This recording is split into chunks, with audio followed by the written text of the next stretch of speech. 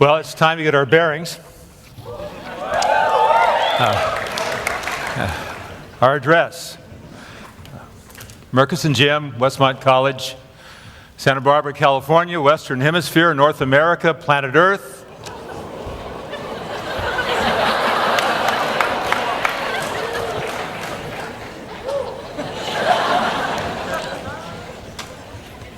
Solar system, Milky Way galaxy, universe, creation, the mind of God. Now, Emily in Thornton Wilder's play, Our Town, would address her textbooks that way. And I think, well, it just caught my imagination. It's so close to what the Apostle Paul said when he was speaking to the philosophers on Mars Hill in Athens, when he commended to them the unknown God. So I'm going to tell you about him. And then he quoted a Greek poet from the 5th century, Epimenides. In him we live and move and have our being. Now, I've wondered what the philosophers were thinking. Now, we know a little bit of what they thought. Some wanted to talk about it, which is what philosophers do. Let's talk some more. But how did that sound? This God in whom we live and move and have our being. We know that they did not have a grasp of the immensity of the universe that, say, we have now, but they had a pretty good idea. And that line leaves us wondering about, well, what kind of God is this?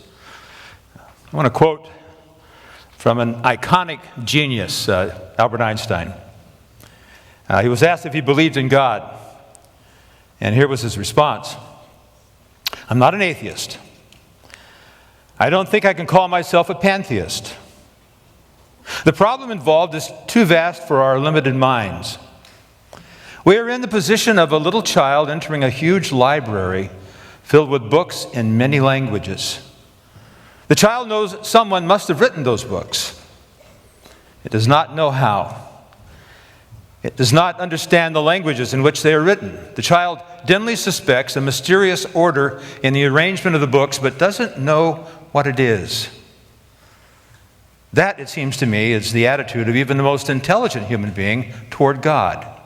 We see the universe marvelously arranged and obeying certain laws, but only dimly understand these laws. Some years later, he was asked to produce or write a credo, what I believe, and he said this. He said, the most beautiful emotion we can experience is the mysterious. It is the fundamental emotion that stands at the cradle of all true art and science.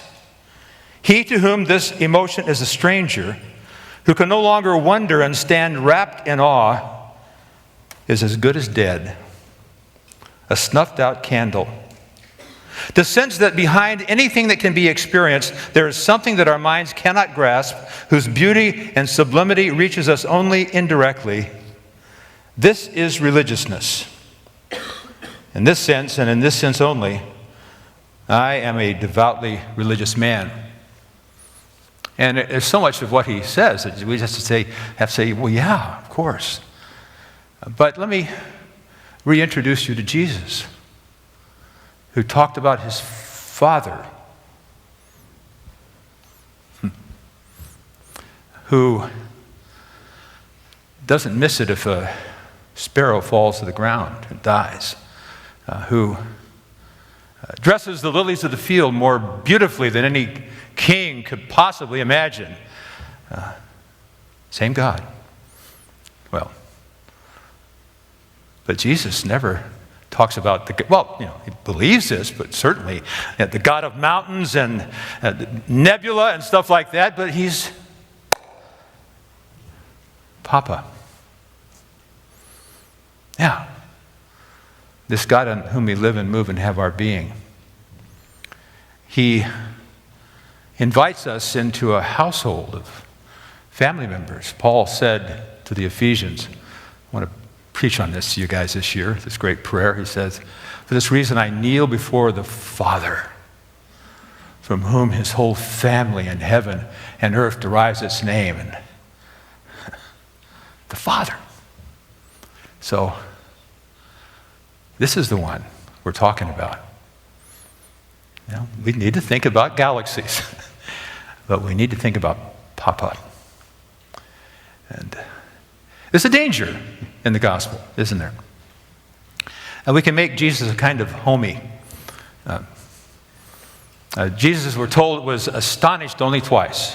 One was at the faith of two Gentiles who didn't even know the God of Israel.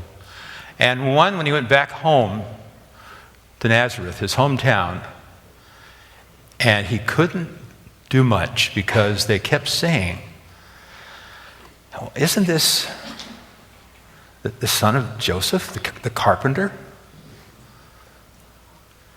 And he walked away and said, a prophet's without honor in his own hometown. See, it's easy to get so familiar with Jesus.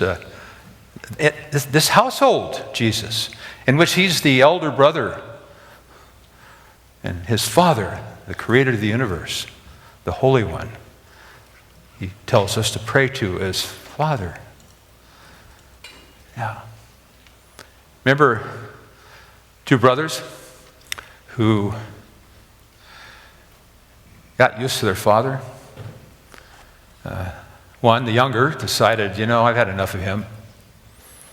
I would like to get my inheritance early so I can go off and enjoy it, which was tantamount to saying, I wish he would die so I could get my part of the will.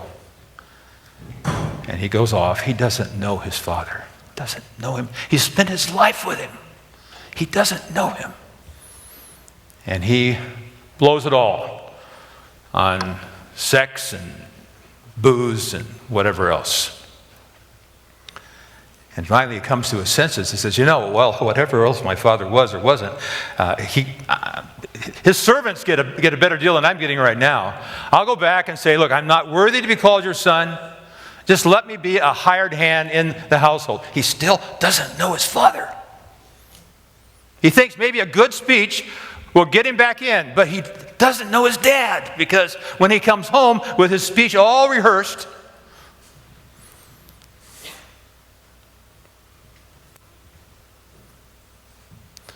he sees his dad get up from the front porch and run to him. Run to him and embrace him. And he starts his well-rehearsed speech, and the father interrupts it, won't hear any of it, and throws a party. The son, the homie, he still doesn't know his father. But then there's this other guy, the older brother, him. He's kept his nose clean, he's played it straight, he's a good evangelical Christian. I shouldn't say that, I don't know what kind of believer he was, but he's not real happy with it all, because he's worked so hard. He watched this stupid younger brother go off and do what he did, and he doesn't know what's going on, because when he comes back to the house and there's a party going on and says, what's going on? What's this about? I said, your brother came home. He did? That guy? And the older brother, who's lived a good, clean, meritorious life, he still doesn't know his father. Well, the father ran to the younger son. The father goes out and begs the older son to come in. He said, we have to celebrate. Because he heard the older son say, this son of yours, he didn't even call him his brother. He said, you've never treated me this way. The father said, you don't know me. What was Jesus feeling when sometime in his ministry, the word gets out that he's kind of crazy, he's kind of had a psychotic break, and his family shows up and asks if they can take him home. And someone says, Jesus, your mother and your brothers and sisters are outside waiting for you. And he said, who are my mother and brother and sisters and brothers? Anyone who does the will of God. But they don't know me.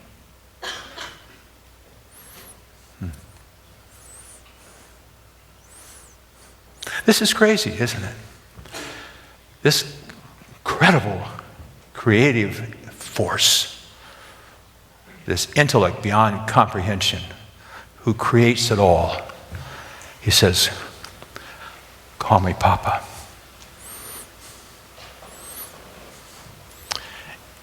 And the danger is, and God willingly submits himself to this danger, the danger is we might take that for granted. Bill Hybels, some of you know who he is, pastors a mega church in the Chicago area, but he has a little thing, I wish I could put it up on a board for you, but it's got two words on it. Do and done. And he likes to start with the do word first, D-O. He says, now, this is what religion's about. It's what you do for God. It's the two brothers working on that. He said, this is what the gospel's about. It's what God has done for you. So we're going to celebrate the Lord's Supper. Come on, tell me. What does this tell us about what God has done?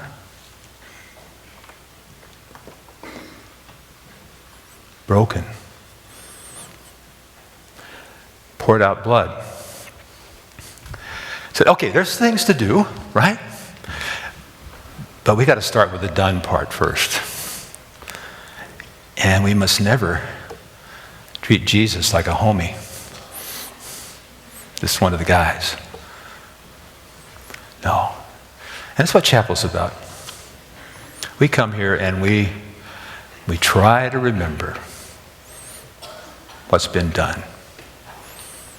And out of what's been done flows what we can do. So where are we?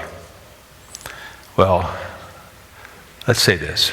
We're in the Father's house. It's a big spread. A lot of different people, some of them pretty weird. But he's got a big heart. Welcome to Westmont. And we're going to celebrate this meal which speaks of what's been done. Now, we come from a lot of different traditions, and for some of you this probably would be okay, to receive communion in this setting, and that's fine. For others, you may not be a believer, and you probably shouldn't. But please watch and think about it. This is an offering that God himself makes that you may partake of him as you eat bread and drink from the cup. Whatever you are, wherever you are, you're so welcome here. If God is nothing else, he's hospitable. And he's much more than that, but he is hospitable. And he sets the table, and we invite you to come and receive these symbols of Christ's love, his Father's love, broken and poured out for us.